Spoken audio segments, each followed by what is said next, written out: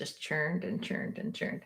Hey there, if you are thinking about moving to South Carolina and you've Googled property taxes, chances are high you've been a little confused. Some sites will tell you it's $900, and then you'll find another site that'll tell you it's 9,000, and you're like, wait, I'm sorry, what? Which is it? So just for those of you that are listening on the podcast, we're going to get into a deep dive, not in the weeds, but a little bit of a deeper dive on property taxes so that you kind of know more of a framework of what you're going to be paying when you move here to the Summerville, Charleston area, or the Low Country, as we like to call it. Yep. The Low Country. And so, and you'll have, people telling you, oh, the property taxes are going to be high when you move. But then when you get here and your neighbor's like, oh, yeah, actually the property taxes are a lot less, then you're like, oh, well, that's exciting. We like that. Yeah. So we're not going to give you scare tactics. If anything, it's going to be good news. Yeah. Relative to where you live now, if you're living in another state, and just telling you the truth about how the property taxes work here in South Carolina. Because when we moved here from California, so we were expecting a 5-figure bill, like what we had been paying for years. Yeah. And when we got our bill, we thought it was wrong because we said, wait a minute, how confused were we? So we thought, well, shoot, we're in the industry and we got it wrong. So we want to make sure that our clients, whether that's you or has been you, has the right information. So that's what we're doing today, is just clarifying it all so that you can not feel like we did. And we were kind of gobsmacked at like how much we were saving. So anyway, Dan's going to get into the numbers here in a hot second. But. Yeah, and we're going to give you real life numbers so that you can move here with confidence and be like, okay, I know what to expect. Yeah, because we're here to guide you, not confuse you. That's really the end story. So the first thing that you have to know is that each county has its own tax estimator. So you're going to hear a term called millage, which you're like, okay. Or, sounds old school. Or like we should be in like colonial times. Yeah, that's it. Mm-hmm. Or they'll say mills, which when I was a kid, a mill was $1 million. So you're like, I don't want to pay $1 million for my property taxes.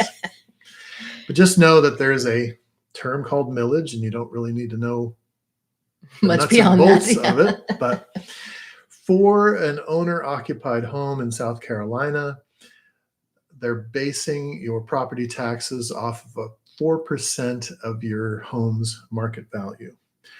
Or if you're a renter, if you're buying the house as an investment property, it's going to be 6%. But wait, the renter doesn't pay that. The homeowner that has the investment property pays that. Correct. Okay. Yeah. Make sure I clarify. And then some master plan communities, you also have to figure in HOA fees and stuff like that. So that's a different cost. It's not going to necessarily show up on your property tax bill, but it could.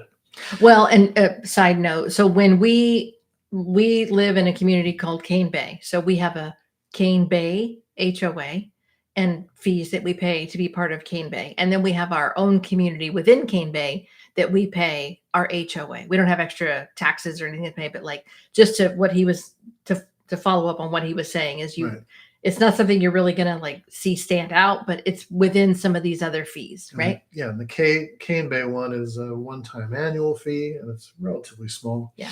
And then our HOA fee for our subdivision is a monthly fee that we pay. Yeah. But I'll give you an example. Okay. So on a $400,000 home, 4% of that the market value purchase price would be $16,000. But you're not paying $16,000 in property taxes. Praise the Lord. Once you estimate in the millage rate, it goes down to like under $4,000, which still you're like, well, it's still kind of high, but it's better, right? Now, here's the cool part. In 2006, the state of South Carolina, almost 20 years ago. What? Yeah, came up with a cool thing. They said, okay, we're going to add a 1 cent sales tax to offset some of the property tax costs. Okay. So on our property tax bill, I mean, it came up to like over $2,000 reduction of our property taxes because this 1 cent sales tax was covering it for us. So they kind of moved it into a different bucket, essentially. Yeah, okay. I don't mind that. So when all is said and done, you're looking at about a $1,700 property tax bill as the owner occupied residence. Now, the flip side is if it's a rental property, you're not getting that school tax credit thing. So that over $2,000 of credit, you don't qualify for that. Yeah. So when we say 4% versus 6%, you're thinking, well, it's maybe $1,000 difference or $1,500 difference. But in the same example with a $400,000 home, you're looking at about anywhere from $5,200 to $5,900 difference in property taxes, like the total cost. And we're not in California. Can you imagine if South Carolinians got that tax bill? They'd be like, what? Yeah. So when I saw the numbers like 4% versus 6%, I'm like, this doesn't make any sense.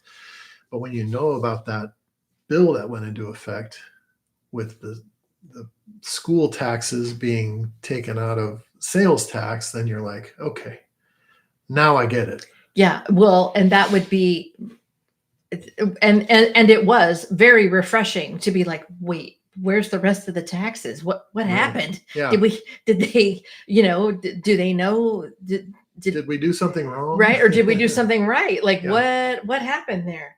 By the way, if you are new here, we are Dan and Angel, your Gen X Realtors of Charleston. We have relocated here from California, and we are part of the Elevate team at EXP, and we help people move here. So that's the biggest thing we do. We help people sell here, but mainly we help people move here and call this place home, just like we did. So if you're just watching this and you're like, who are these people? Yeah. That's who we are. And you can move from any of the other 49 states, and we'll help you. Yeah. But I do want to mention that she is dual licensed in both California and South Carolina, where I am primarily licensed just in South Carolina. Yes. I brought him. I said, come on, do this with me. Yeah. And he was like, all right. So you get 2 for 1. Yeah. So I mean, for real, you do. So I just want to break down one more thing that we spoke of when we were talking about the taxes. So you were talking about like millage and some of the other things. So if you are watching this in California, you might have heard something called Mello. Here in South Carolina, it's not called Mello. They call it a CDD, which stands for Community Development District. Sexy, right? Yeah. Or if you're watching this in another state or listening to this in, another state, it has a different name. It's that same tax that you're going to pay. We all have to pay property taxes, unless we have Ron DeSantis as our. He's getting ready to get rid of them. Yeah, those Floridians, they need a win. But anyway. So if you're watching this or listening to this and you are in like Texas, Arizona, or Colorado, so you might know it as an MUD or a CFD or a Metro District fee. It's basically the same thing. They just change names depending on which state you're in. So, and in California, that Mello can be paid off. In a lot of these other states, South Carolina as well, it's not really paid off. It has like a 20 or 30 year life. Sorry, I'm slinging my arms in front of your face. A 20 or 30 year life in your property taxes. But if you are trying to figure out, like, do they have Mello? They're building new communities. They're building all the things there, just like they are in other states. What do? Because they're going to get the money. And what does it go for? It's for... Well, isn't it for new neighborhoods that they're developing? They have to create infrastructure and roads and police, curbs and schools. Yeah. So anyway, I just wanted to clarify that because I know that is a conversation that can come up of like, oh, can we pay it off? At least with a California mindset, we want to pay off as much as we can. But anyway, go ahead. Sorry. Oh, and I was going to just, as a side note, when you purchase a home, the interesting thing about South Carolina is that you're defaulted to a 6% tax rate as though it was an investment property that you were renting out. Little sneaky South Carolina. So you want to make sure that, well, we will make sure. Yeah, that's our job. That we remind you that, hey, you have to go to the assessor's office and you have to provide the documentation to show that this is your owner occupied residence, so that we get you that sweet low property tax bill on an annual basis. And you actually, you can't do it online, right? Didn't you say in one of the other You videos? can, but I'm a paper in front of a person kind of guy. So that's the Gen X in me. It's like, I'm not trusting a computer to get me thousands of dollars off my property taxes. Go ahead. And the other thing is we have access to this information. Yeah. So if you want to have an idea of what your property taxes can look like, we're a wealth of information and we can get that for you. Yeah. I mean, and we can get you not down to the penny, but we can get you a really good estimate so that when we do go under contract on a house that you're purchasing, you're not shocked by that. Like, what? Good or bad. Yeah. Because you could be moving here from a state like California and being like, yeah. Mm-hmm. Or moving here from another state that's got low property taxes. But anyway. So should we have a little bit of a diversion from the events? Again, if you're new here, this is the Gen X fun fact that we do in all of our videos. Now, we are doing these weekly live streams just in case you're wanting to know, like, what's happening here? Why are they doing a live stream? Well, we're doing live streams through the rest of the year, every Tuesday at 5 p.m. Ish. Yeah, 5 p.m. We've had some technical difficulties. So we're going to shoot for 5 p.m. EST, but it will live forever on the channel. Even if you're tardy, we might be tardy too. So don't take it personal. But we're going to shoot for 5 p.m. and to be giving you information on like moving to Charleston, moving to Summerville, what are property taxes, what's probate like, all these real estate things. We want to be here for you every Tuesday. And so one of the other things we do on our channel is we do the Gen X fun fact. So he has something I know nothing about as far as like where he's pulling it from, 80s music or a movie or some movie star or something or other. And then he tries to stump me and you, and whoever gets it first, I have no way to know. But here we go. Gen X fun fact. Okay.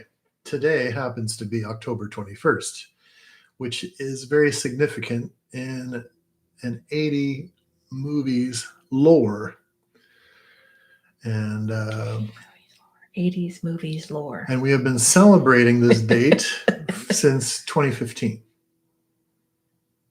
What? You lost me. October 21st, 80s movie. I'm going to start there. Okay. Mm-hmm. I'm going to go with Back to the Future just because that's got to get back in time. And you would be right. Yeah. But what's that got to do with 2015? October 21st is the date that Doc and Marty went to 2015. Oh. And they found the almanac and just all sorts of things went haywire. Doc. So, all right. Great Scott. Yeah. Well, there you go. So they have been celebrating Back to the Future Day, October 21st, since 2015. Oh. And it's the 40th anniversary of Back to the Future. That's why you're seeing all kinds of toys and memorabilia and just all sorts of stuff is out there. What do they do to celebrate it since 2015? Well, there is a mall that they filmed the famous scene where the Pine Hills or Twin Pines. Yeah. The car going 88 miles an hour. 88 miles an hour. You're going to see some serious stuff. So, so they gather at that mall and just shenanigans galore. Is it still a mall? Well, it's probably just a parking lot now. Yeah, hard to say. You could look it up. If you're a Gen Xer like us, you probably know what we're talking about. But anyway, we just wanted to bring you this information as a way to be helpful and to remind you that we are here for you if you are thinking about a move to this Charleston, Summerville area. We are your local experts. We are your local Gen X, Gen experts. Yeah, oh, that's good. I like that. And we will give you peace and tranquility regarding your move. Sure. With all the information that's in our two minds combined. Yeah. But you don't have to really like stress about it. If you have questions, we would love to have a VIP call with you. The link is in the description below, whether you're listening to this on audio or if you are watching this on YouTube. We would love to help you and find out your story, your details, and when you want to move here. And we'd love to help you and be the ones that walked you through that process and become our neighbor and friend. Yep.